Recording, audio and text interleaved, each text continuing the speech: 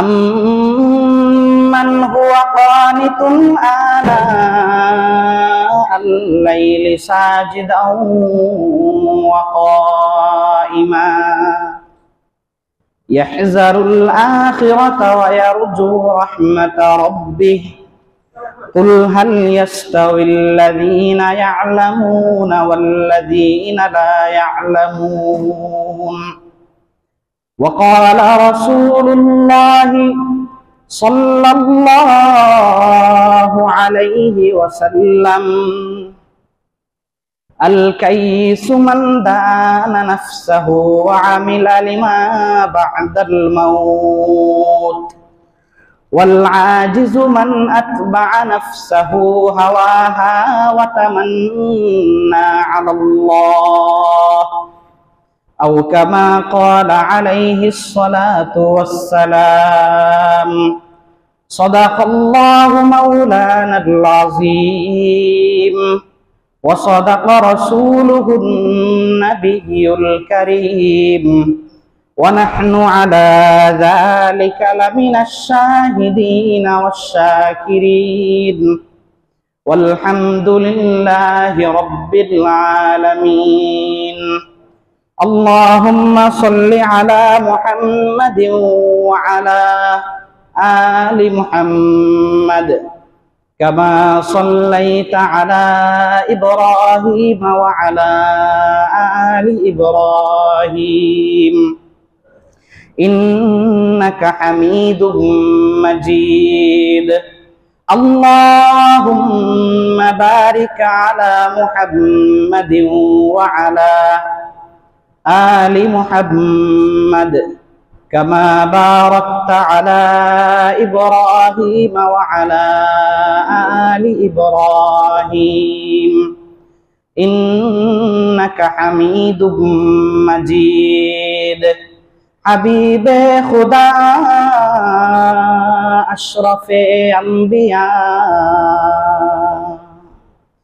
کہ عرش مجید اشبود متکا بلغ العلا بکماله کشف الدجا بجماله حسنت جميع خصاله صلوا عليه وآله بلغ العلا بكماله كشف الدجا بجماله حسنت جميع خصاله صلوا عليه وآله بلغ العلا بكماله كشف الدجا بجماله حسنت جميع خصاله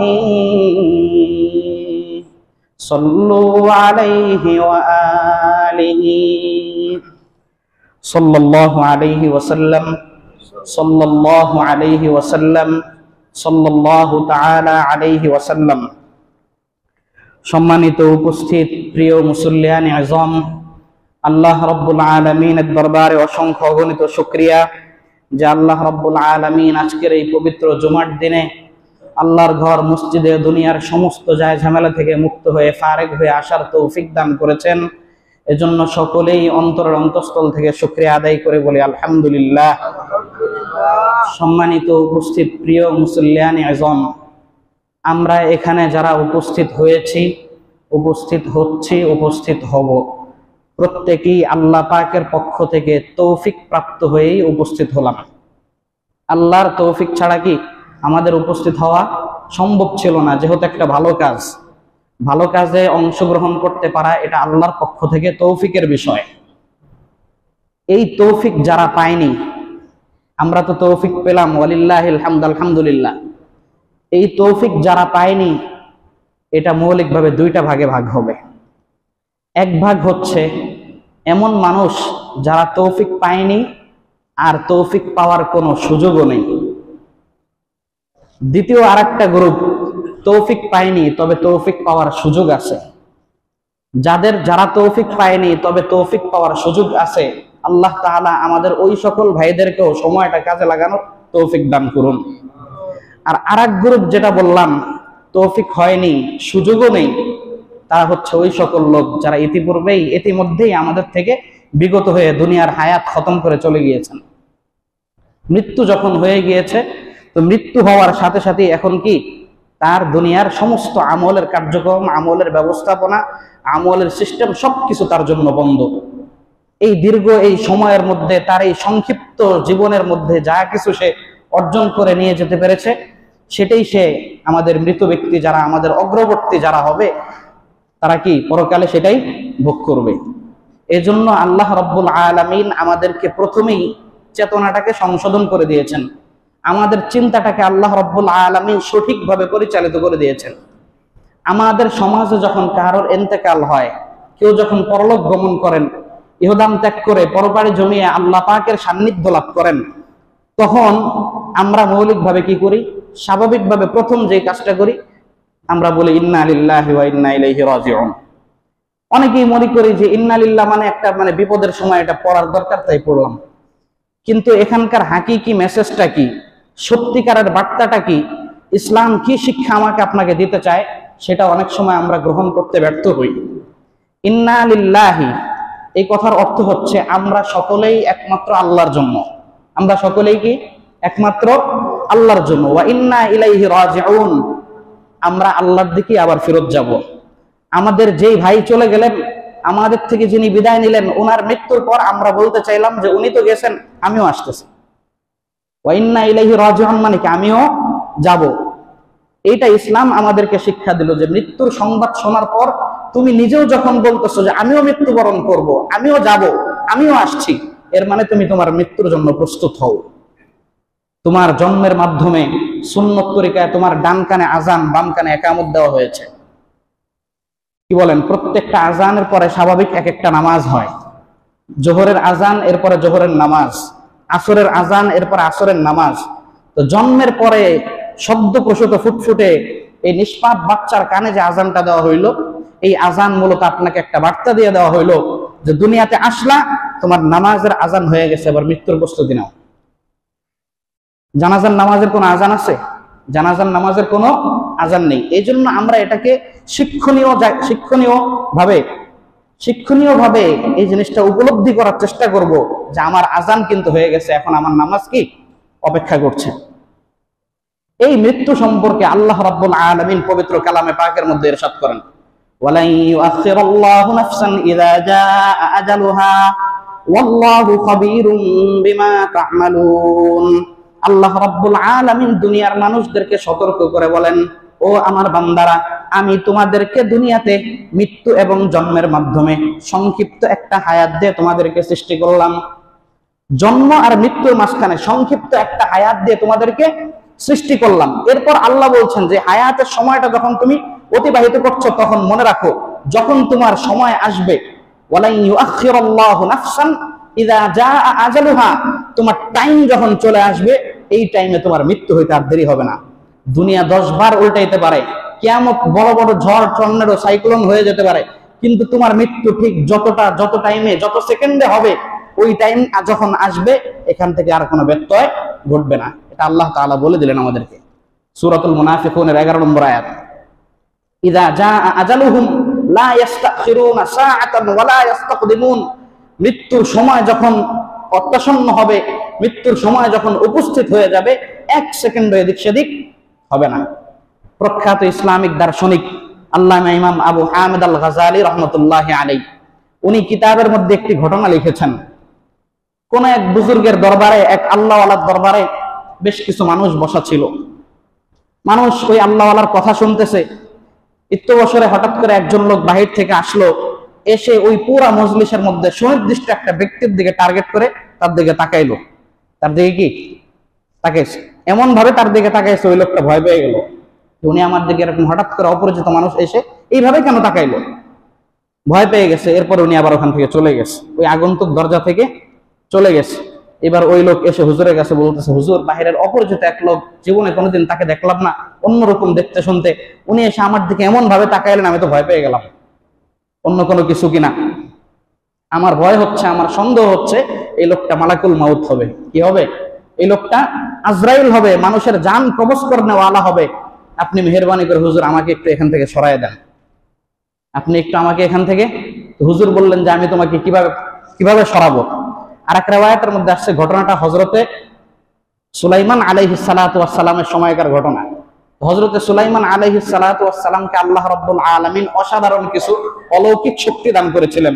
তার মধ্যে একটা হলো বাতাসের নিয়ন্ত্রণ ওনার অধীনে ছিল। উনি বাতাসকে যা নির্দেশ দিতেন বাতাস সেটাকে কি করত? বাস্তবায়ন করত। তো বললেন যে আপনার তো মুআজিজা আছে, আল্লাহর পক্ষ থেকে কারামতের অধিকারী আপনি, আপনি মেহেরবানি করে বাতাসকে নির্দেশ দেন, বাতাস যেন আমাকে এখান থেকে খুব দূরে কোথাও রেখে আসে। এরপর উনি নির্দেশ দিলেন যে বাতাস তুমি তাকে নিয়ে যাও। প্রায় 7-8 মাইলের দূরত্ব তাকে কি রেখে চলে আসলো। 7-8 মাসের দূরত্ব, এই পরিমাণ জায়গায় তাকে রেখে আসলো।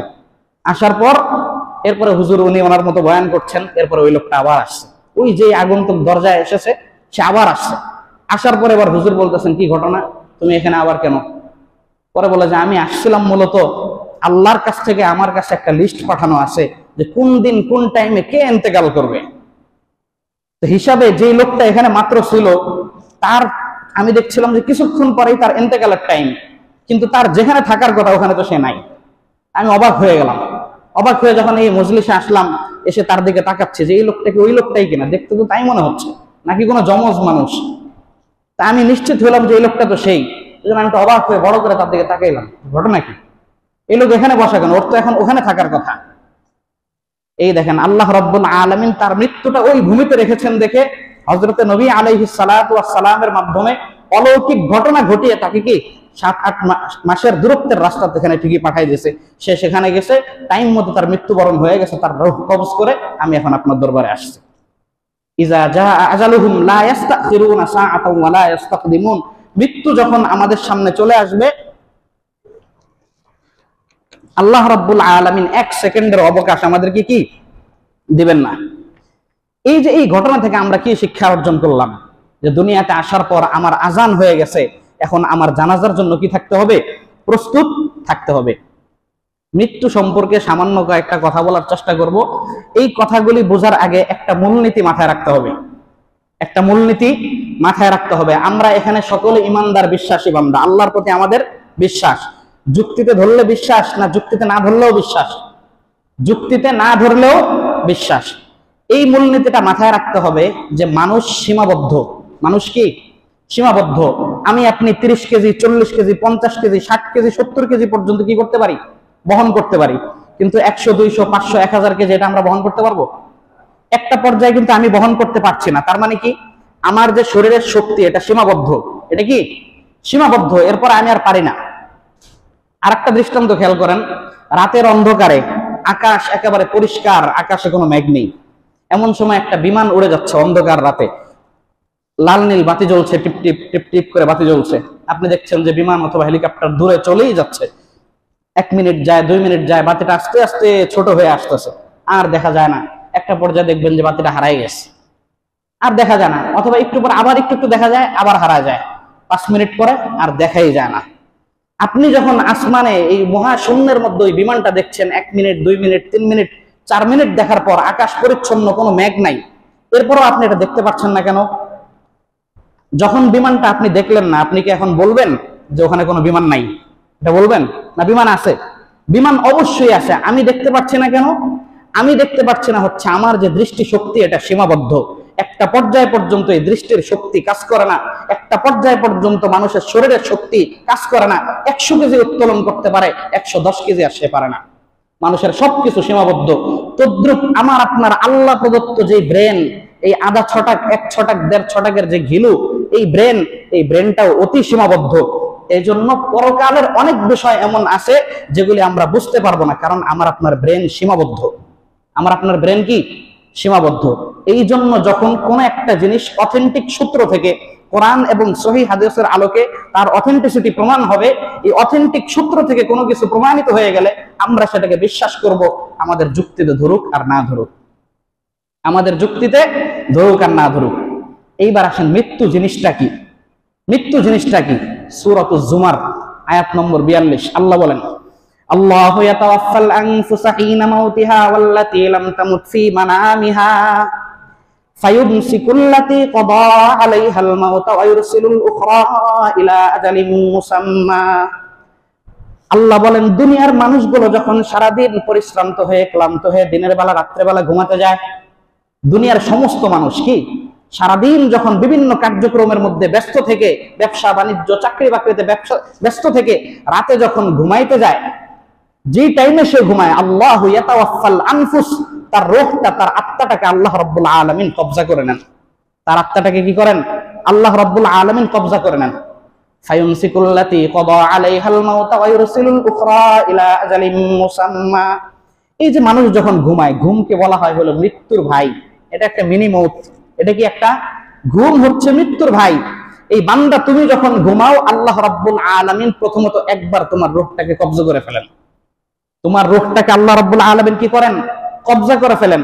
এই কবজা যখন করেন, ফায়ুমসিকুল্লাতী ক্বাদা আলাইহাল মাউত, কোন ব্যক্তি ঘুমানোর পর যদি আল্লাহর পক্ষ থেকে সিদ্ধান্ত হয়, আপনি রাত্র 12টায় ঘুমিয়েছেন, আল্লাহর পক্ষ থেকে সিদ্ধান্ত ছিল আপনি রাত্র 2টা 10 মিনিটে 1টা 15 মিনিটে ইন্তেকাল করবেন, তো ওই টাইমে আল্লাহ রাব্বুল আলামিন ওই যে 12টার দিকে আপনার রূহ নিয়েছেন, ওই রূহকে আর ফেরত দিবেন না। এই জন্য আমরা বহু মানুষ দেখি যে মানুষ যখন ঘুমায়, ওই ঘুমই তার শেষ ঘুম হয়, এখান থেকে আর উঠে না। আর আল্লাহ রাব্বুল আলামিন যার হায়াত রেখে দেন, ওয়া ইউরসিলুল উখরা ইলা আজালিম মুসাম্মা, আর আল্লাহ রাব্বুল আলামিন যার হায়াতকে রেখে দেন নির্ধারিত আরেকটা টাইম পর্যন্ত, তার রূহকে আল্লাহ রাব্বুল আলামিন ফিরিয়ে দেন। তাহলে আমরা কয়টা জিনিস বুঝলাম? মানুষ যখন ঘুমায় প্রথমত এক ধরনের ইন্তেকাল করে। আল্লাহর পক্ষ থেকে যদি হায়াত লেখা থাকে তাহলে রূহ আবার ফেরত আসে, আর যদি আল্লাহর পক্ষ থেকে হায়াত না থাকে তাহলে সেই রূহ আর কি হয় না? ফেরত আসে না। এই জিনিসটা বোঝার জন্য বুঝি, রূহ যখন প্রশ্ন হতে পারে যে হুজুর আমরা মানুষ যখন ঘুমাই, আপনি বললেন যে আল্লাহ একবার রূহ কবজা করে নেয়, তো রূহ কবজা করার পরে আমরা তো ঘুমায় জীবিত থাকি, আমরা তো মারা যাই না, আল্লাহ রূহ কিভাবে কবজা করেন? 1 নম্বর বিষয় হলো ঘুম থেকে ওঠার দোয়াটা খেয়াল করেন। আলহামদুলিল্লাহিল্লাযী আহইয়ানা বা'দামা আমাতানা ওয়া ইলাইহিন নুশুর। সমস্ত প্রশংসা আল্লাহ রাব্বুল আলামিনের, যিনি আমাদেরকে আহইয়ানা বা'দামা আমাতানা, মৃত্যু দেওয়ার পর যিনি আমাদেরকে জীবন দান করলেন। আহইয়ানা, যিনি আমাদেরকে জীবন দান করলেন মৃত্যু দেওয়ার পর। আপনি যদি রাত্র 10টায় ঘুমান, আল্লাহ আপনার মৃত্যু দান করেছেন রাত্র 10টায়। আপনি যখন ফজরের জন্য 4:30টায় উঠবেন, আল্লাহ রাব্বুল আলামিন আপনাকে নতুন জীবন দান করলেন। এটা ঘুমের থেকে ওঠার দোয়া। এটা 1 নম্বর। বলবেন যে এটা তো দোয়া থেকে বললেন, বাস্তবিক আলোকে বোঝান। বাস্তবিক আলোকে বোঝানোর জন্য সংক্ষেপে বুঝি, ফ্যানের সুইচটা বন্ধ করার পর ফ্যানটাকে সাথে সাথে বাতির মতো বন্ধ হয়ে যায় না? কিছুক্ষণ ঘুরতে থাকে, কিছুক্ষণ ঘুরতে থাকে, সংযোগ বিচ্ছিন্ন, তবে এতক্ষণ যে ঘুরেছে এটার একটা প্রভাবে তার ধারাবাহিকতা একটা স্তর পর্যন্ত চালু থাকে। তদ্রুপ মানুষ ঘুমের মাধ্যমে তার আত্মাটা যখন বের হয়ে যায়, এটা নাক দিয়ে তার আত্মাটা বের হয়, বের হওয়ার পর আত্মা এদিক সেদিক ছোটাছুটি করতে থাকে, কিন্তু আত্মার একটা প্রচ্ছন্ন প্রভাব তার শরীরের মধ্যে বিদ্যমান থাকে। এই জন্য তার শ্বাস প্রশ্বাস জারি থাকে, দুনিয়ার আর কোনো কিছুর খবর থাকে না। মশা মাছি স্বাভাবিক কোনো বড় ধরনের আক্রমণ না হলে সেগুলি কি টের পায় না। আল্লামা ইমাম ইবনুল কাইয়িম আল জাওজি রাহমাতুল্লাহ আলাইহি রূহ আত্মা সম্পর্কে অনেকগুলো কথা বলেছেন। এখান থেকে সতর্কতার একটা বিষয় আপনাদেরকে বলি, দুনিয়াতে যখন কেউ ঘুমাবে, দুনিয়াতে যখন কেউ ঘুমাবে, এই ঘুমের অর্থ হচ্ছে প্রচ্ছন্নভাবে তার আত্মা কিন্তু শরীর থেকে বের হয়ে গেছে। এখন ধরেন এই ঘুমের মধ্যে সে স্বপ্ন দেখতেছে যে আটলান্টিক মহাসাগর ভ্রমণে চলে গেছে, তার বডি এখানে এখানে ঘুমাচ্ছে, কিন্তু তার আত্মাটা বের হয়ে কোথায় চলে গেছে? আটলান্টিক মহাসাগরের সমুদ্র ভ্রমণে আছে। এমত অবস্থায় সে জাহাজের নিচতলায় গেছে মেশিন দেখতে, যে জাহাজটা কিভাবে পরিচালিত হয়। ওখানে মেশিন মোটর পরিচালিত হইতেছে, বিশাল লম্বা লম্বা চেন চলতেছে এভাবে। এইভাবে সে যখন ওটা দেখতে গেছে, ধরে নেন তার শরীরের মধ্যে আমার মতো একটা রুমাল ছিল, এই রুমালটা ওখানে পেঁচায় গেছে। রুমালটা কি ওখানে পেঁচায় গেছে, তার আত্মা চলে গেছে আটলান্টিক মহাসাগরের ওখানে গিয়ে, জাহাজের নিচে যায় মেশিন দেখতে রুমালে অলরেডি আটকায় গেছে। এমন টাইমে এই লোকটা যে এখানে ঘুমাচ্ছে, আপনি যদি তাকে এসে বলেন ভাই তাড়াতাড়ি উঠো এখান থেকে, এই যে যখন ধাক্কাটা দিবেন, এই ধাক্কাটা দেওয়ার সাথে সাথে যদি ওখান থেকে আত্মা না আসতে পারে, এই লোক জায়গায় স্পট ডেথ নগদ ইন্তেকাল করবে, এখানে সাথে সাথে এখানে ইন্তেকাল করবে। এই জন্য এটা নিয়ম, কোন মানুষ যখন ঘুমের মধ্যে থাকবে তখন তাকে অত্যন্ত মোলায়েম ভাবে, কোমল ভাবে স্পর্শ করে মাথায় হাত দিয়ে, ওঠো সময় হয়েছে, আস্তে আস্তে ধরে তাকে ঝাঁকি দিতে নেই। কারণ তার রোগটা বাহিরে বিচরণ করছে, ওই রোগটা জায়গা মতো এসে ঢুকতে হবে। যদি না ঢুকে এখানে অনেক সময় মিস হয়ে মানুষ জায়গায় ইন্তেকাল করে। এই জন্য যখন আমরা ঘুমের মধ্যে যাই, এই ঘুমানোর সময় আমরা প্রথম ইন্তেকাল করি। আল্লাহ রাব্বুল আলামিন মৃত্যুর একটা প্রাথমিক অনুভূতি আমাদেরকে এখান থেকে শিখাইলেন। মৃত্যু যখন আমাদের হবে তখন কি অবস্থা হবে, আমরা কিভাবে মৃত্যুবরণ করব। 2 নম্বর, ওয়ায়ুরসিলুল উখরা ইলা আজালিন মুসাম্মা ফায়ুমসিকুল্লাতী ক্বাদা আলাইহাল মাউত। মৃত্যু যখন আল্লাহ রাব্বুল আলামিন অবধারিত করে ফেলেন, তখন আল্লাহ রাব্বুল আলামিন সেই আত্মাটাকে আর ফেরত দেন না, যদি ঘুমের মধ্যে হয়। আর যদি ঘুম ছাড়া মৃত্যু হয়, তার অবস্থাটা কিভাবে হবে, তখন তার কিভাবে মওত হবে? হাদিসের মধ্যে নবীজি মুহাম্মদুর রাসূলুল্লাহ সাল্লাল্লাহু আলাইহি ওয়াসাল্লাম বলেন, ওয়া ইন্নাল্লাহা ইযা আরাদা বিইবাদিহিল খায়র ইস্তা'মালাহু। সাহাবায়ে কেরাম প্রশ্ন করলেন, ওয়া কাইফা ইস্তা'মিলহু ইয়া রাসূলুল্লাহ? ক্বালা ইউওয়াফিকুহু লিআমালিন সালিহ। আল্লাহর নবী মুহাম্মদুর রাসূলুল্লাহ সাল্লাল্লাহু আলাইহি ওয়াসাল্লাম বলেন, আল্লাহ যখন দুনিয়াতে কোন মানুষের ব্যাপারে কল্যাণের ফয়সালা করেন, কি করেন? কল্যাণের ফয়সালা যখন আল্লাহ রাব্বুল আলামিন দুনিয়ার কোন মানুষের ব্যাপারে করেন, দুনিয়ার মানুষের ব্যাপারে যখন আল্লাহর পক্ষ থেকে কল্যাণের ফয়সালা হবে, আল্লাহর পক্ষ থেকে আল্লাহর নবী ঘোষণা করেন, এই ব্যক্তিকে আল্লাহ রাব্বুল আলামিন নেক কাজের সুযোগ দিয়ে দেন। কি দিয়ে দেন? নেক কাজের। ইয়াস্তামিলহু, আল্লাহ তাকে কাজে লাগান। সাহাবায়ে কেরাম প্রশ্ন করলেন, কিভাবে কাজে লাগান? নবীজি বললেন, ইউওয়াফিকুহু লিআমালিন সালিহ। সৎ কাজের সুযোগ আমি রব্বুল আলামিন তাকে দিয়ে দিই। সৎ কাজের সুযোগ কি? আমি রব্বুল আলামিন দিয়ে দিই। এজন্য মৃত্যু কখন হবে এটা আমরা সঠিক জানি না, কিন্তু যখন কোন ইমানদার, নেককার, দিনদার বান্দার যখন ইন্তেকাল হবে, এটা আল্লাহ রব্বুল আলামিন অটোমেটিক তার মধ্যে একটা যেমনি সিগন্যাল পাঠিয়ে দেন, প্রচ্ছন্ন একটা অনুভূতিতে সে বুঝতে পারে, মনে হয় আমার সময় শেষ। দেখবেন যে লোকটা কারোর সাথে কথা বলে না, একা একা মসজিদে আসে, আবার চলে যায়, একা একা চলে, মসজিদে এসে সময় বেশি দিতে থাকে, দান সদকা গোপনে বেশি থেকে বেশি করতে থাকে। এই যে এরকম নেককার বান্দা যখন হবে, তখন তার মৃত্যুটা কিভাবে হবে? আল্লাহ বললেন, জাআহু মালাকান। প্রথমে 2 জন ফেরেশতা আসবে। কি আসবে? 2 জন ফেরেশতা আসবে। এসে মাদ্দাল বাসর, যতক্ষণ পর্যন্ত সে দেখে 2 জন ফেরেশতা, এরপরে 3, 4, 5, 6, এক পর্যায়ে বাড়তে বাড়তে তার দৃষ্টির শেষ সীমা পর্যন্ত 2 ধারে ফেরেশতাদের সারি লম্বা হয়ে বসে যায়। ফেরেশতাদের লম্বা সারি কি বসে যায়। বসে যাওয়ার পর এরপরে আল্লাহ রাব্বুল আলামিন তাকে কি দেখাইতে থাকেন? প্রথমে জাহান্নামের ভয়ঙ্কর একটা দৃশ্য দেখান। এই জাহান্নামের ভয়ঙ্কর দৃশ্য দেখানোর সাথে সাথে ও ভড়কে যায়, চমকে যায়, এটা কি দেখছি আমি। এরপর আল্লাহ রাব্বুল আলামিন ওই সিনারিটা সরায় দিয়ে এরপর আবার জান্নাতের দৃশ্য দেখান। জান্নাতের দৃশ্য যখন দেখায়, তখন সে এক ধরনের মুস্কি হাসি দিতে শুরু করে। ওই সময় যখন মুস্কি হাসি দিতে শুরু করে, তখন আজরাইল মালাকুল মউত আসে। এসে জান্নাতের সুঘ্রাণ যুক্ত অত্যন্ত দামি কাপড়, রেশমি সবুজ কাপড়ের মধ্যে তার আত্মাটাকে এসে সম্বোধন করে, ইয়া আইয়াতুহান নাফসুল মুতমাইন্নাহ ইরজিই ইলা রাব্বিকি রাদিয়াতাম মারদিয়াহ ফাদখুলি ফি ইবাদি ওয়াদখুলি জান্নাতি। ও বান্দা, আল্লাহ রাব্বুল আলামিন তোমাকে নেক কাজের সুযোগ দিলেন। তুমি সারাটা জীবন নেক কাজ করে আল্লাহর পক্ষ থেকে এমন সুসংবাদ প্রাপ্ত হইলে, তোমাকে রিসিভ করার জন্য হাজার হাজার ফেরেশতা আল্লাহ রাব্বুল আলামিন পাঠিয়ে দিলেন। অসংখ্য ফেরেশতা পাঠানোর পর আমাকে পাঠাইলেন অত্যন্ত কি দামি পোশাকের মধ্যে তোমার আত্মাটাকে নিয়ে জান্নাতে যাওয়ার জন্য। আর বিপরীতে যখন কোনো পাপী মানুষ হয়, এখানে একটা কথা বুঝে, অনেকে বলবেন, আপনারা কেউ বলবেন না, কিন্তু আমাদের অন্য ভাই, আমাদের নাস্তিক ভাই যারা, এরা বলবে ধর্মান্ধ, উল্টাপাল্টা কথা বলে। হ্যাঁ, এখানে বলে হাজার হাজার শত ফেরেশতা লাইন বইব, এটি দেখা যায় এগুলি। একটা বাস্তবতা বুঝেন, দুনিয়ার সবকিছু আমরা দেখি না কিন্তু বিশ্বাস করি।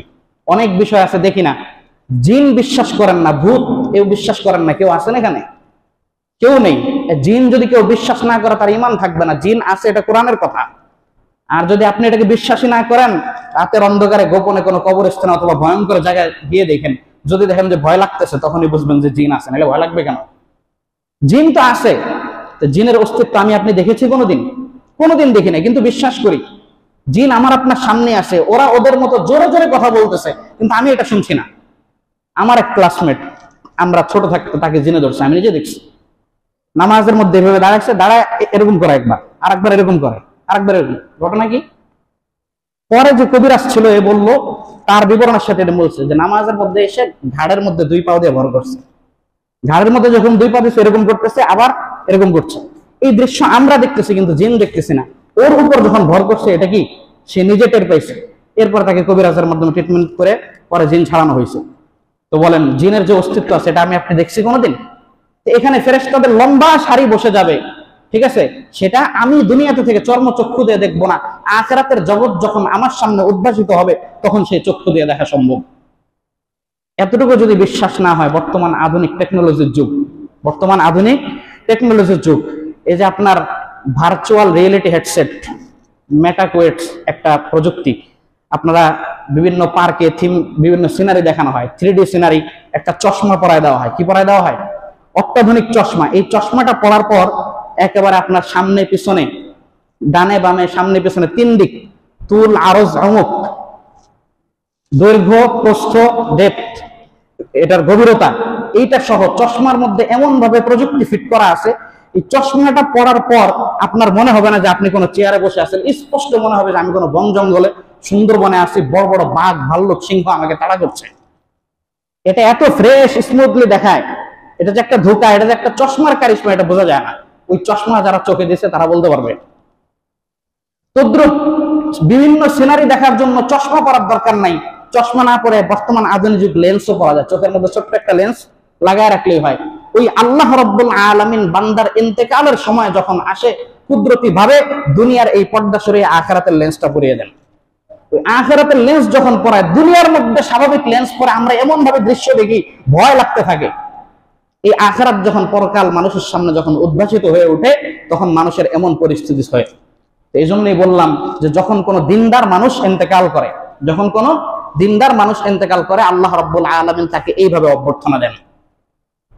এরপরে ফেরেশতারা তার এই রূপটাকে নিয়ে উপরে যাইতে থাকে, মহাশূন্য। উপরে যায় প্রথম আসমান, দ্বিতীয় আসমান, তৃতীয় আসমান, এইভাবে সপ্তম আসমান পর্যন্ত যখন যায়, চতুর্দিকে ফেরেশতারা অভ্যর্থনা জানাতে থাকে।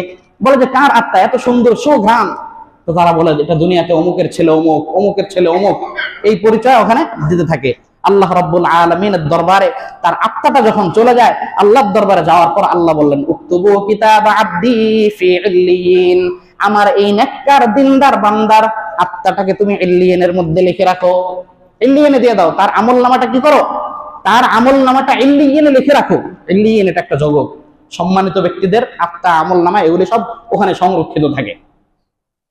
বিপরীতে যখন খারাপ মানুষ, বিপরীতে যখন কোনো বদ আমলি মানুষ, বিপরীতে যখন আল্লাহর পাপিষ্ঠ নাফরমান কোনো বান্দার যখন ইন্তেকাল হয়, তো ইন্তেকাল হওয়ার সাথে সাথে পরকাল যখন তার সামনে উদ্ভাসিত হয়, বিশাল বিরাট জাহান্নাম, কবরের ভয়াবহ আযাবের সিনারি আল্লাহ রাব্বুল আলামিন তার ওই কুদরতি লেন্সের মাধ্যমে তাকে দেখান। এটা দেখানোর পর সে ভড়কে যায়। রিওয়ায়াতের মধ্যে এমন আসছে, আত্মা এমন ভয় পায় তখন বের হইতে চায় না, শরীরের ভিতরে ভিতরে ছোটাছুটি করতে থাকে, শরীরের ভিতরে ভিতরে ছোটাছুটি করে নখের আগা দিয়ে পর্যন্ত এখানে এসে আশ্রয় নেয়, এদিক দিয়ে কোনো ফাঁকা দেশে বের হয়ে পালাই যেতে পারে কিনা। ফেরেশতার হাতে ধরা দিতে চায় না, এই ভয়ঙ্কর দৃশ্য যখন। এরপরে আলাইহিমিল মাসুহ, ফেরেশতাদের হাতে তখন কি থাকে? একটা ছালার ময়লা নোংরা কাপড় থাকে, এতে দিয়ে কোন রকম তার এই দুর্গন্ধযুক্ত আত্মাটাকে যখন আল্লাহর দরবারে নিয়ে যাইতে থাকে, সমস্ত ফেরেশতারা নাকে হাত দেয়, বলে যে এই দুর্গন্ধযুক্ত আত্মা এটা কার আত্মা? বলতে থাকে এটা অমুক পাপিষ্ঠ অমুক, অমুক পাপিষ্ঠ অমুক। আল্লাহ রাব্বুল আলামিন এত রাগান্বিত হন, আল্লাহ বললেন উকতুবু আমালাহু ফি সিজ্জিন, সিজ্জিনের মধ্যে 7 তবক জমিনের নিচে সিজ্জিনের মধ্যে তার আমলনামাটাকে তুমি লিখে রাখো। এই যখন নেককার ইমানদার আর বক্কার মানুষের মৃত্যু যখন হয়ে গেল, নেককার ইমানদার আর বক্কার মানুষের মৃত্যু হওয়ার পর নেককাররা চলে গেল, তাদের আমলনামা চলে গেল ইল্লিয়িনে, আর বক্কার তাদের আমলনামা চলে গেল কোথায়? সিজ্জিনে। তাদের আমলনামা দুইটা যখন সিজ্জিনে গেছে, গিয়ে যাওয়ার পর আল্লাহ রাব্বুল আলামিন পরক্ষণে হুকুম করেন, আইদুহু ফামিনহা খালাকনাকুম ওয়া ফিহা নুঈদুকুম ওয়া মিনহা নুখরিজুকুম তারাতান উখরা। সহিহ বুখারীর riwayat, নবীজি মুহাম্মদুর রাসূলুল্লাহ সাল্লাল্লাহু আলাইহি ওয়াসাল্লাম বলেন, দুনিয়াতে যখন তোমরা কেউ তোমাদের মাইয়িতকে কবরের মধ্যে দাফন করে আসো, মাইয়িতকে কি করো? কবরের মধ্যে যখন দাফন করো, এই কবরে দাফন করার পর মাইয়িতরা যখন তার আত্মীয় স্বজনরা যখন চলে যেতে আরম্ভ করে, হাদিসের মধ্যে আসছে মাইয়িত তাদের পায়ের জুতার আওয়াজটা শুনতে থাকে। আমার আত্মীয় স্বজন আমাকে যে কবরে রেখে চলে যাচ্ছে, তার জুতার খটখট আওয়াজ কি মৃত ব্যক্তি কবর থেকে শুনে তার আত্মা আবার ফেরত দেওয়া হয়। এরপর ফাজাহু মালাকান, আবার ফেরেশতা আসে, এসে তাকে কি কবরের 3টা সওয়াল জবাব হয়, এগুলির উত্তর, এই 3 সওয়াল জবাব প্রশ্ন ফাঁস, এগুলি শুধু মুখস্থ করে নেওয়ার কোনো বিষয় না, এগুলি আমলের বিষয়। যে যত আমল করব তত আমাদের উত্তর তত কি হবে? সহজ হবে। আমাদের উত্তরগুলি যখন সহজ হবে, আমাদের আমলের কারণে, তখন আল্লাহ রাব্বুল আলামিন আমাদেরকে সুসংবাদ দিয়েছেন। কি সুসংবাদ? আন সাদাকা আবদি ফাআফরিশুহু মিনাল জান্নাহ ওয়া আলবিসুহু মিনাল জান্নাহ ওয়াফতাহু লাহু বাবান ইলাল জান্নাহ। আমার এই বান্দা সারা জীবন আমল করে আল্লাহর দরবারে, আমি রবের দরবারে খুশি হয়ে যখন আসছে, এবার আমার বান্দাকে আমি সুসংবাদ শোনাচ্ছি, তোমরা আমার বান্দাকে জান্নাতের বিছানা বিছিয়ে দাও। আমার বান্দাকে কি করে দাও? জান্নাতের বিছানা বিছিয়ে দাও। ওয়ালবিসুহু মিনাল জান্নাহ, জান্নাতের পোশাক তাকে পরিয়ে দাও। ওয়াফতাহু লাহু বাবান ইলাল জান্নাহ, তার কবর থেকে না জান্নাত পর্যন্ত একটা সুড়ঙ্গ পথের মাধ্যমে জানালা খুলে দাও। জান্নাতের হাওয়া বাতাস, জান্নাতের নাজ নিয়ামত সে এখানে উপভোগ করবে। ওয়ানাম কানাউমাতিল আরুস, তোমার বিবাহের দিন নবদোলা যেভাবে তুমি আরামে, তোমার জন্য ঘুমের পরিবেশ প্রস্তুত ছিল, এভাবে তুমি ঘুমাও, তোমার জন্য কোনো টেনশনের কারণ নেই। এই হচ্ছে নেককার বান্দার অবস্থা। এটা কি নেককার বান্দার অবস্থা?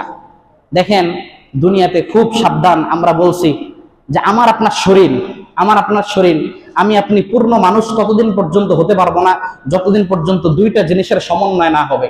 এক নম্বর শরীর, বডি, আর একটা হচ্ছে আত্মা। বডি আছে, আত্মা নাই, এটাকে মানুষ বলা হবে? এটাকে মানুষ বলা হবে না। আত্মা আছে, বডি নাই, এটাকেও কি বলা হবে না? মানুষ বলা হবে না। এই জন্য আত্মা, এটা আল্লাহর একটা হুকুম। আপনাদেরকে বললাম যে এই আত্মা কি করে? ছুটাছুটি করতে থাকে। কবরের মধ্যে যখন রাখা হয়, কবরের মধ্যে যখন কি রাখা হয়, রাখা হইলে এখানে আত্মাদের সাক্ষাৎ হয়। আত্মাদের কি হয়? কোরআনের মধ্যে আল্লাহ বলেন, ওয়ামান ইউতিইল্লাহ ওয়ার রাসূল ফাউলাইকা মা'আল্লাযীনা আন'আমাল্লাহু আলাইহিম মিনান নাবিয়্যিনা ওয়াস-সিদ্দীকিনা ওয়াশ-শুহাদা ওয়াস-সালিহিন ওয়া হাসুনা উলাইকা রাফীকা। আল্লাহ রাব্বুল আলামিন পবিত্র কোরআনের মধ্যে ইরশাদ করেন, ও আমার বান্দারা, দুনিয়াতে যারা তোমরা আল্লাহ এবং আল্লাহর রাসূল সাল্লাল্লাহু আলাইহি ওয়াসাল্লামের পূর্ণাঙ্গ অনুসরণ করে জীবন যাপন করবে, আল্লাহ এবং আল্লাহর রাসূলের পূর্ণাঙ্গ অনুসরণ করে জীবন যাপন করবে, ফাউলাইকা আন'আমাল্লাহু আলাইহিম মিনান নাবিয়্যিন, আল্লাহ রাব্বুল আলামিন যে সকল বান্দাদেরকে পুরস্কার দিয়েছেন, মিনান নাবিয়্যিন ওয়াস-সিদ্দীকিন ওয়াশ-শুহাদা ওয়াস-সালিহিন, এই নবী, সিদ্দিকিন, শুহাদা, সালিহিন, নেককারদের সঙ্গে তোমাদের আত্মাগুলো একত্রিত হবে। বলবেন যে হুজুর এখানে আত্মার কথা বললেন, আত্মাই তো আমার আপনার এই শরীর কি পরকালে থাকবে? এটা তো কবর খেয়েই শেষ করে ফেলবে। এটা আমার আপনার ব্যবহারের জিনিস, বুঝেন? আমার টুপিটা যেমন আমার ব্যবহার, আমি একটা আলাদা ব্যক্তিত্ব, এটা আমার টুপি, এই টুপির মেয়াদ শেষ হবে, এটা ফেলে দিব আমি। তদ্রুপ এই হাত, এটা আল্লাহ আমাকে ব্যবহারের জন্য দিয়েছেন, এই হাত থাকবে না, মৃত্যুর মাধ্যমে এই হাত শেষ, নতুন আর একটা হাত আল্লাহ রাব্বুল আলামিন ফিট করে দিবেন। ওইভাবেই আল্লাহ রাব্বুল আলামিন ফিট করে দিবেন। এগুলি সব আমাদের ব্যবহারের জিনিস। অতএব পরকালে যখন আমরা যাব, আমাদের কি হবে? সাক্ষাৎ হবে। আল্লামা ইবনুল কাইয়িম জাওযী রাহমাতুল্লাহ আলাইহি ব্যাখ্যা করে এখানে বলেছেন যে যখন দুনিয়া থেকে কোন লোক বিদায় নেয়, বিদায় নেওয়ার পর তার পূর্বে যারা ইন্তেকাল করেছে, তার সার্কেলের মধ্যে তার পূর্বে যারা ইন্তেকাল করেছে, তাদের সাথে তাদের সাক্ষাৎ হয়। তাদের কি হয়? সাক্ষাৎ হয়। আমাদের হযরত বড় হুজুর রাহমাতুল্লাহি আলাইহি, এতদিন দামাত বারাকাতুহুম বলেছি, বড় হুজুর রাহমাতুল্লাহ, আমরা আশা করব আল্লাহর দরবারে হুজুর যখন গেছেন, হুজুর কবর জগতে যাইতে দেরি হয়েছে, হুজুর দেখছেন মুহতারাম আব্দুল কাহ্হার পিসাব হযরত রাহমাতুল্লাহি আলাইহি হুজুরকে রিসিভ করার জন্য উপস্থিত ছিলেন। আমরা আশা করব আল্লাহর দরবারে হুজুর যখন ওখানে সমাধিত হয়েছেন, ফারুস সালামের অন্যান্য প্রাক্তন উস্তাদ যারা বিগত হয়েছেন, তাদের সাথে তাদের সাক্ষাৎ হয়েছে পূর্ণ আত্মার সাথে। আমরা আল্লাহর কাছে আশা করি এই আত্মাদের সাথে আত্মার কি হয়? সাক্ষাৎ হয়। এই সাক্ষাৎ তো বলছে, ব্যাখ্যার মধ্যে এরকম লিখছে যে যখন কোন আত্মা যায়, তো যাওয়ার পর ওই পূর্বে যারা ইন্তেকাল করছে তারা তার কাছে খবর জিজ্ঞাসা করে, আব্দুল করিম ভাই তুমি আসলা, আমাদের ওই ভাইয়ের কি অবস্থা, জয়নাল ভাইয়ের কি অবস্থা? তো বলে যে জয়নাল ভাই আছে, ভালোই আছে, সে তার ফ্যামিলি নিয়ে এরকম গল্প গুজব করতে থাকে। পরে বলে যে মোস্তফা ভাইয়ের কি অবস্থা, অথবা অমুক ভাই, অন্য একটা নাম ধরেন, অমুকের কি অবস্থা? পরে বলে যে সে তো ইন্তেকাল করছে। সে কি করছে? এই যখন বলে সে ইন্তেকাল করছে, তখন এরা ইন্না লিল্লাহি ওয়া ইন্না ইলাইহি রাজিউন করতে। তো দুনিয়া থেকে যদি কেউ ইন্তেকাল করে আসে থাকে, তা আমরা তো দেখার কথা, আমরা দেখি না, মানে সে অন্যদিকে চলে গেছে। কোন দিকে? জান্নাতের রাস্তা না যায় জাহান্নামের দিকে চলে গেছে। জান্নাতের রাস্তা না গিয়ে জাহান্নামের রাস্তায় চলে গেছে।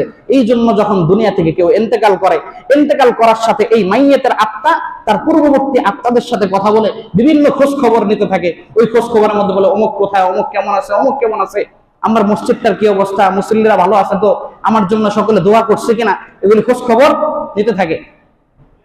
আর যখন কি ভালো আত্মার সন্ধান মিলে যায়, হ্যাঁ, যে আমি আজকে ইন্তেকাল করলাম, আমার 10 বছর পূর্বে আমার আরেকজন প্রিয় মানুষ ইন্তেকাল করছে, তার সাথে যখন সাক্ষাৎ হয় তখন আনন্দের কোনো কি থাকে না, অন্ত থাকে না। এটা হচ্ছে 1 নম্বর বিষয়।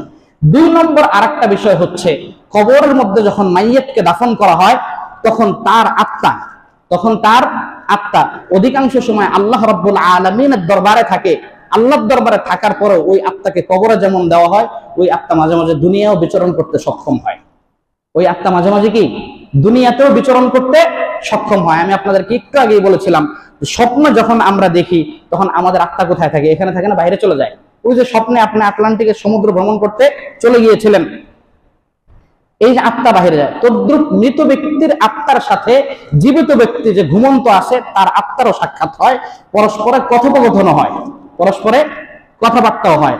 তবে এখানে একটা কি আছে, বড় করে তবে আছে। এই যে 2 আত্মা, জীবিত ব্যক্তি এবং মৃত্যু ব্যক্তির আত্মার সাথে যে কথোপকথন হয়, অনেক সময় আপনি স্বপ্ন দেখলেন, অমুককে আমি স্বপ্ন দেখছি, এই দেখছি, সেই দেখছি, এটা 2টা সুরতি হয়। অনেক সময় ব্যক্তি যদি বেশি ভালো হয় তো তার এই 2 আত্মার কথোপকথনের মাঝখানে শয়তান অনুপ্রবেশ করে কোনো সুযোগ নিতে পারে না, তখন যা দেখে সেটা শতভাগ বাস্তব থাকে। ইতিহাসে অসংখ্য ঘটনা এরকম আছে যে মৃত ব্যক্তি জীবিত ব্যক্তিদেরকে আত্মার মাধ্যমে যা যা সংবাদ দিছে সেটা বাস্তবিক ঘটছে। ইন্তেকাল করছে বড় কিবারে তাবিঈ, ইন্তেকাল করার পর ছেলেকে স্বপ্ন দেখাইছে। তার মানে কি, নিজের আত্মা গিয়ে ছেলের আত্মাকে বলছে, ছেলেকে স্বপ্ন দেখাইছে। কি স্বপ্ন? বলে যে আমার বাড়ির অমুক কোনায় অমুক চেপার মধ্যে দেখবা এতগুলি টাকা রাখা আছে, ওই টাকাটা অমুক ভাইয়ের তারা দিয়ে দাও। গিয়ে তসুকুলটা দেখে ঠিক এতগুলি টাকা আছে। তার মানে আত্মাদের সাক্ষাৎ হয়েছে। কি হয়েছে? আত্মাদের সাক্ষাৎ হয়েছে। আর অধিকাংশ ক্ষেত্রেই যাদের আমল বেশি একটা কোয়ালিটি সম্পন্ন না, এখানে শয়তান অনুপ্রবেশ করে। কি করে? তো যেহেতু শয়তান অনুপ্রবেশ করে, তথ্যটাকে যথেষ্ট পর্যায়ে তাহকিকপূর্ণ অথেন্টিক রাখে না, এই জন্য স্বপ্ন থেকে সুনিশ্চিত কোন হুকুম গ্রহণ করার কথা ওলামা একরাম এককভাবে বলেন না। এটা যারা স্বপ্নের সুস্পষ্ট ব্যাখ্যাকার, মুত্তাকি, পরহেজগার বুজুর্গ, তারা সেই ব্যাখ্যাটা দিয়ে থাকেন। দিয়ে থাকেন। এই জন্য আমরা সংক্ষেপে বুঝলাম, এই মৃত্যু এটা আমাদের আসবে, আমাদের মৃত্যুর জন্য প্রস্তুত থাকতে হবে। এমন প্রস্তুত থাকতে হবে, আল্লাহ যেমন বললেন, ইযা জা আজালুহুম লা ইস্তাখিরুনা সাআতাও ওয়া লা ইস্তাকদিমুন, 1 সেকেন্ডও দেরি হবে না। কবরের আযাব মহা সত্য। অনেকগুলি কথা ছিল, কবরের আযাব কি মহা সত্য, এই কথা বোঝার কোনো সুযোগ নাই। আমি যখন ইন্তেকাল করব, আমার শরীর দেহ পচে গলে মাটির সাথে এমন ভাবে মিশবে, আমার কোনো কি হবে না, আযাব হবে না। দেখেন, মৌলিকভাবে আযাবটা হবে হলো রূহের মধ্যে। কিসের মধ্যে? আত্মার উপরে আযাব হবে। একটা মানুষ যখন স্বপ্ন দেখে, স্বপ্ন দেখলে স্বপ্নের যে সিনারিগুলো তার সাথে ঘটতেছে, স্বপ্নের যে বাস্তবতাগুলো তার সাথে ঘটছে, এটার বাস্তবিক প্রভাব শরীরে পড়ে না? ভয়ঙ্কর স্বপ্ন, 2 জন ঘুমাচ্ছে, একজন খুশির স্বপ্ন দেখে, একজন বিপদের স্বপ্ন। যে বিপদের স্বপ্ন দেখে তার কপাল ঘামায় গেছে। অনেক সময় স্বপ্ন দেখছে যে বিল্ডিং থেকে পড়ে যাচ্ছে, সিঁড়ি থেকে পড়ে গেছে, তো জীবিত মানুষের পাটা লড়ে ওঠে। আরো কত ধরনের স্বপ্ন মানুষ দেখে, এটা শরীরের মধ্যে এটা কি পড়ে, একটা প্রভাব পড়ে। তদ্রুপ পরকালে আখিরাতে আল্লাহ রাব্বুল আলামিন এই রূহের উপর যখন শাস্তি দিবেন, এটা আরো কোটি গুণ সহজ ভাবে সেই আত্মার উপর ভিত্তি করে শরীরের সমস্ত অংশের মধ্যে সেই শাস্তিটা গিয়ে পৌঁছবে। দৃষ্টান্ত স্বরূপ বুঝতে পারি, বাংলালিংক সিম, গ্রামীণ সিম, দেশে 4 কোটি বাংলালিংক সিম আছে। এই 4 কোটি মানুষকে যদি বাংলালিংকের হেডকোয়ার্টার অফিস থেকে একটা মেসেজ পাঠাইতে চায়, এট এ টাইম, এক মুহূর্তে একটা সুইচ চাপ দিলে সব জায়গায় কি চলে যায়? মেসেজ চলে যায় না? তদ্রুপ একটা মানুষ যদি তাকে পরিপূর্ণ শরীরটা কবরে দাফন নাও করা হয়, এমন মানুষ তার একটা অংশ ভাগে খেয়ে ফেলছে, আর একটা অংশ আগুনে পোড়ানো হয়েছে, আর একটা অংশ নদী থেকে কোনো হাঙ্গর, তিমি, হিংস্র প্রাণী খাইছে, জনবিচ্ছিন্ন বিভিন্ন জায়গায় বিচ্ছিন্ন হয়ে যদি তার দেহটা ডেড বডি পড়ে থাকে, তারপরেও আল্লাহ রাব্বুল আলামিন যখন রূহের উপর শাস্তির প্রয়োগ করবেন, এই রূহের কানেকশনের মাধ্যমে তার আত্মা যত জায়গায় ছড়ানো থাকবে সব জায়গায় কি শাস্তি পৌঁছে থাকবেন। বাংলাদেশের বুখারী শরীফের অন্যতম বাংলা ভাষ্যকর, সর্বপ্রথম বুখারীর বঙ্গানুবাদক, আমার উস্তাদ এবং দাদা উস্তাদ শাইখুল হাদিস আল্লামা আজিজুল হক রহমতুল্লাহ আলী, উনি একটা ঘটনা শোনাইতেন। কি ঘটনা? আগের যুগের মানুষ ফ্রিজিং ব্যবস্থা ছিল না, এজন্য কলসের মধ্যে পানি রাখতো। কিসের জন্য? ঠান্ডা থাকার জন্য, মাটির কলস। তো এক ভদ্রলোক মাটির কলস কিনে আনছে, দেখছে যে ওখানে পানি গরম হয়ে যায়। পানি থাকার কথা ঠান্ডা, কিন্তু পানিটা অস্বাভাবিক পর্যায়ে কি গরম গরম, কুসুম গরমের মতো লাগে। উনি এক বুজুর্গের কাছে বললেন যে, হুজুর, আমি তো একটা জাদুর কলস পাইছি। কি পাইছি?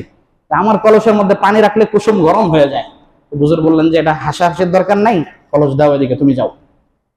10 দিন পরে এসে বলছে, তোমার কলস তুমি নিয়ে যাও, এবার দেখো তো এবার কলসের পানি গরম হয় কিনা। বলছে না হুজুর, এখন তো কলসের পানি গরম হয় না, এখন ঠান্ডা। ঘটনা কি?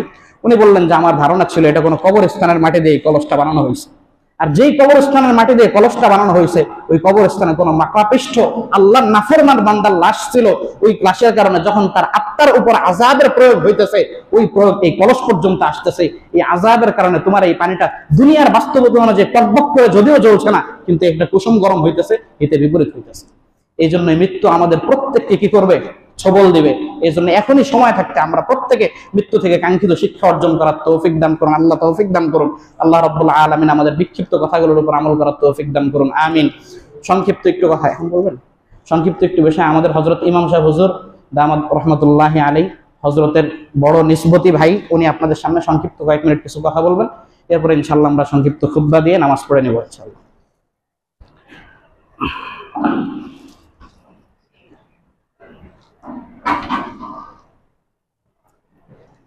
হযরত মাওলানা সালাউদ্দিন সাহেব হযরতকে কথা বলার জন্য সবিনয় অনুরোধ করছি।